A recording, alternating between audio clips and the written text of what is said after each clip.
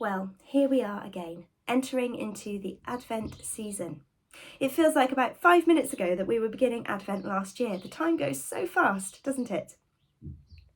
Outside my window today, the sun is actually pouring in. I've had to close my blinds a little bit so that you can hopefully see me, but it's a beautiful day today. We have had some very strange weather recently, haven't we, with storms and rain and dark days, but also some glorious sunshine. And yesterday morning, I was in All Saints Church early in the morning meeting with Rebecca for morning prayer, and I actually noticed my breath in front of my face for the first time. So it's definitely getting colder. We can feel the winter drawing in. And as we begin to experience that sense of the winter months drawing in, we turn our attention to preparing our hearts and minds for the coming of Christ at Christmas. And I'm sure lots of us are already beginning to plan and prepare for all of the events and services which are coming up over the coming weeks as we prepare for Christmas. We have a little card with the services listed on. This is all the services which are happening over Advent and in the lead up to Christmas and over Christmas Eve and Christmas Day in all of the different churches. Lots of these have been given out, but there should be some around. So if you'd like to see one, do try and find them. They've been very kindly prepared by Ruth Han, our church warden at All Saints. But if you can't find one of these, don't worry, because the services will also be listed on Facebook pages, on our newsletter, on our website, and of course they will be going into the weekly news sheet as well. So we hope that we can see you at one or all of these services over the coming weeks. We look forward to you joining with us in these exciting events which are taking place. And at the moment, lots of people are very busy preparing for the Christmas Tree Festival. I know many people are giving their time and giving donations for that. And it's such a wonderful event, isn't it? It's a really wonderful opportunity for us to engage with our community and to welcome new people into All Saints Church and hopefully build some relationships with new people. Rebecca, Caroline and I are also busy preparing to welcome the schools and nurseries into the churches and also preparing for sharing in carols and services with our local care homes. So there's so much going on, lots to look forward to and to be thinking about. And it's all really wonderful, isn't it? It's enjoyable, and all of these things are really important as we engage with our community and with one another over this Advent and Christmas season. But with everything that's going on, with all that's happening, it can often feel like it's just such a busy time. It can feel like at the beginning of Advent, we are actually entering into one of the busiest times of year. And that can leave us with a sense of a bit of tension.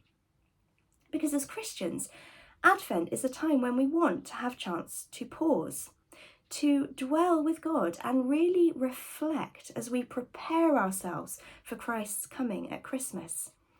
It's a time where we want to be quiet and to really think about what the coming of Christ in the incarnation means. So that can leave us with a challenge as we try to balance the busyness with time for reflection. And I'd like to share with you a Bible verse which I think helps us to think about this a little bit. This is from Colossians chapter 3 verses 1 to 4.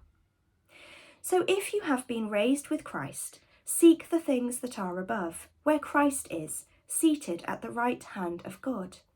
Set your minds on the things that are above, not on the things that are on earth. For you have died, and your life is hidden with Christ in God. When Christ, who is your life, is revealed, then you also will be revealed with him in glory.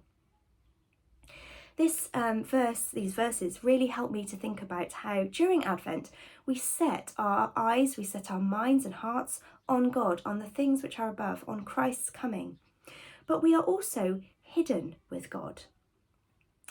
And that sense of being hidden with Christ, that sense of dying and renewal, really makes me think at this time of year about hibernation.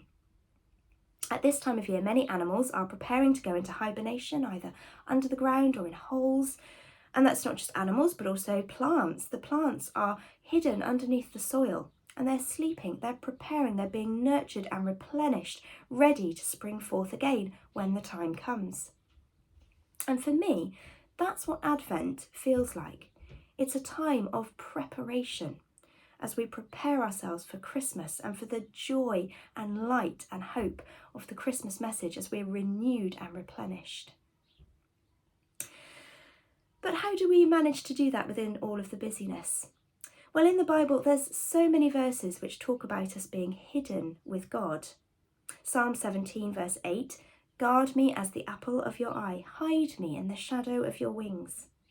And Psalm 31 verses 19 to 20, "In the shelter of your presence you hide them from human plots.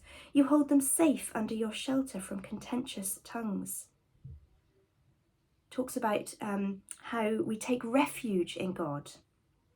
And these verses can be really helpful because they remind us that God will help us to be replenished, to be nurtured, to dwell with him, to be hidden with him, when we take time just to have some quiet moments during our busy days. Even if it is just a few moments in the day, perhaps during Advent this year we can think about how we can make the most of all the opportunities we get just to return to God, to go back, to be hidden with him, to be nurtured and replenished.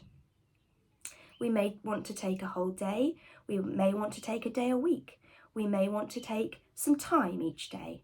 However you want to do it, you can do these things very creatively according to your life and what works for you. But however we want to do it, I hope that we can all find those spaces this Advent.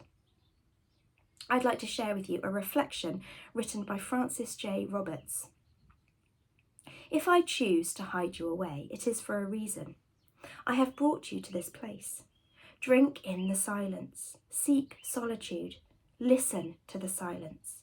It will teach you, it will build strength. Let others share it with you. It is little to be found elsewhere.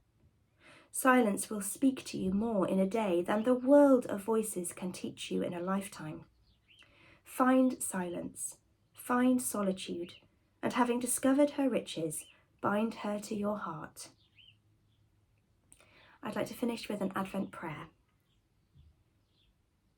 Christ, our Advent hope, bare brown trees etched dark across a winter sky, leaves fallen, rustling, ground hard and cold. Remind us to prepare for your coming. Remind us to prepare for the time when the soles of your feet will touch the ground, when you will become one of us, to be at one with us. Amen.